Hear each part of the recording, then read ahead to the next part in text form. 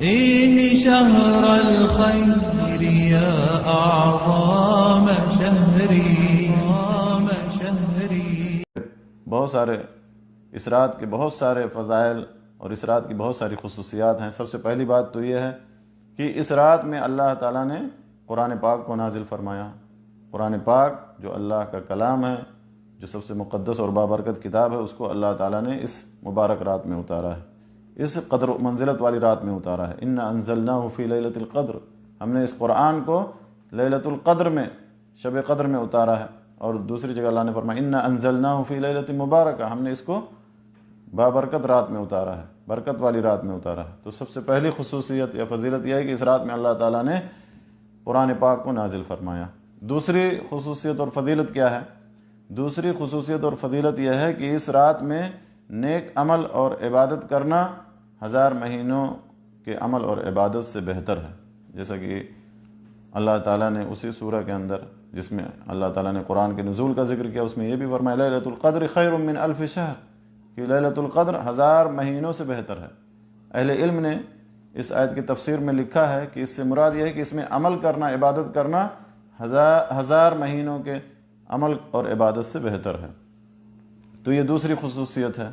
کہ اس میں نیک عمل کرنا اور عبادت کرنا 1000 مہینوں کی نیک عمل اور عبادت سے بہتر ہے۔ تیسری خصوصیت یہ ہے کہ اس رات میں فرشتے نازل ہوتے ہیں، اور خاص کر جبریل امین تشریف لاتے ہیں، جیسا کہ اللہ تعالیٰ نے اسی سورہ میں اس بات کا بھی تذکرہ کیا تنزل الملائکۃ والروح فیہا، کہ اس رات میں فرشتے اترتے ہیں اور روح امین یعنی جبریل علیہ السلام اس رات میں تشریف لاتے ہیں، اس رات میں نازل ہوتے ہیں۔ تو یہ تیسری خصوصیت یا تیسری فضیلت ہے۔ چوتھی خصوصیت اس رات کی یا چوتھی فضیلت یہ ہے کہ یہ رات پوری کی پوری سلامتی والی رات ہوتی ہے۔ کس چیز سے سلامتی؟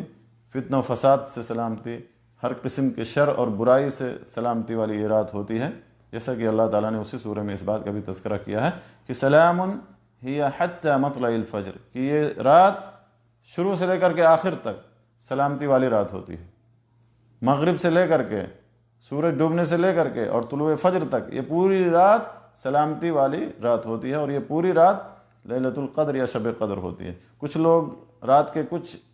حصے کو یا رات کے مخصوص اور متعین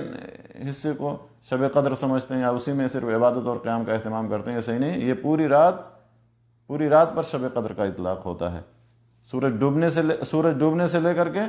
طلوع فجر تک۔ تو یہ چوتھی خصوصیت ہے کہ یہ رات پوری کی پوری رات سلامتی والی رات ہوتی ہے، شر سے، برائی سے، فتنہ و فساد سے سلامتی والی رات ہوتی ہے۔ پانچویں خصوصیت یہ ہے کہ جو اس رات میں قیام کرتا ہے ایمان کے ساتھ اور ثواب کی نیت سے، اللہ تعالیٰ سے اجر و ثواب کی نیت سے، تو اس کے پچھلے سارے گناہ بخش دیے جاتے ہیں، معاف کر دیے جاتے ہیں، جیسا کہ اللہ کے نبی صلی اللہ علیہ وسلم کی حدیث ہے من قام لیلۃ القدر ایمانا واحتسابا غفر له ما تقدم من ذنبه، کہ جو لیلۃ القدر میں قیام کرتا ہے ایمان کی حالت میں اور ثواب کی نیت سے، تو اس کے پچھلے سارے گناہ بخش دیے جاتے ہیں۔ چھٹی خصوصیت یا چھٹی فضیلت اس رات کی یہ ہے کہ جو شخص اس رات کی بھلائی اور خیر سے محروم ہو گیا، یا جو شخص اس رات کی بھلائی اور خیر سے محروم رہ جائے، وہ سب سے بڑا بد نصیب آدمی ہے، جیسا کہ حدیث میں اللہ کے نبی صلی اللہ علیہ وسلم نے فرمایا من حرم خیرہ فقد حرم، کہ جو آدمی اس کی بھلائی سے محروم رہ جائے وہ محروم ہے، وہ بد نصیب ہے۔ تو یہ چھٹی خصوصیت ہے۔ ساتویں خصوصیت یا ساتویں فضیلت اس رات کی یہ ہے کہ اس رات کے مقام اور مرتبے کے مد نظر یا اس رات کی فضیلت اور خصوصیت کے پیش نظر اللہ تعالیٰ نے پوری ایک سورہ نازل فرمائی، سورہ قدر کے نام سے۔ اس رات کی قدر و منزلت کے بارے میں، اس رات کے مقام اور مرتبے کے بارے میں اللہ تعالیٰ نے پوری ایک مکمل قرآن پاک کے اندر ایک مکمل سورہ نازل فرمائی، سورۃ القدر انا انزلناہ فی لیلۃ القدر الی آخر الآیات۔ اور آٹھویں خصوصیت،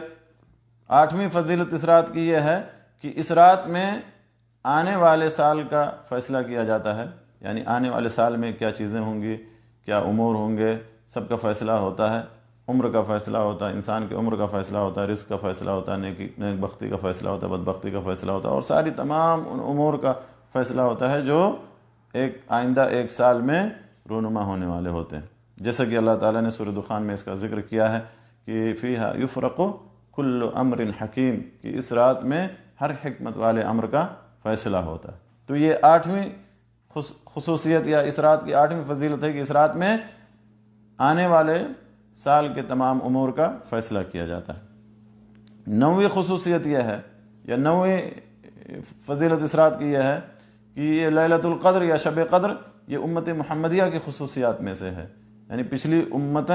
پچھلی امتوں کو یہ رات عطا نہیں کی گئی تھی، یہ رات صرف اور صرف امت محمدیہ کو عطا کی گئی ہے۔ تو یہ اللہ کا فضل اور کرم ہے اور یہ امت محمدیہ کی خصوصیات میں سے ہے۔ اور 10ویں فضیلت اور 10ویں خصوصیت یہ ہے کہ یہ رات قیامت تک باقی رہنے والی ہے، یعنی یہ رات اٹھائی نہیں جائے گی۔ ایسا نہیں ہے کہ کچھ سالوں کے بعد یا کچھ دنوں کے بعد یہ رات اٹھا لی جائے گی یا کچھ زمانے کے بعد یہ رات اٹھا لی جائے گی، نہیں، یہ رات قیامت تک باقی رہنے والی ہے۔ تو یہ شب قدر یا لیلۃ القدر کی یہ خصوصیات ہیں یا اس رات کے یہ فضائل اور برکات ہیں جو تقریباً بہت زیادہ ہیں، لیکن میں نے آپ کے سامنے 10 خصوصیات کا تذکرہ کیا یا 10 فضائل کا تذکرہ کیا۔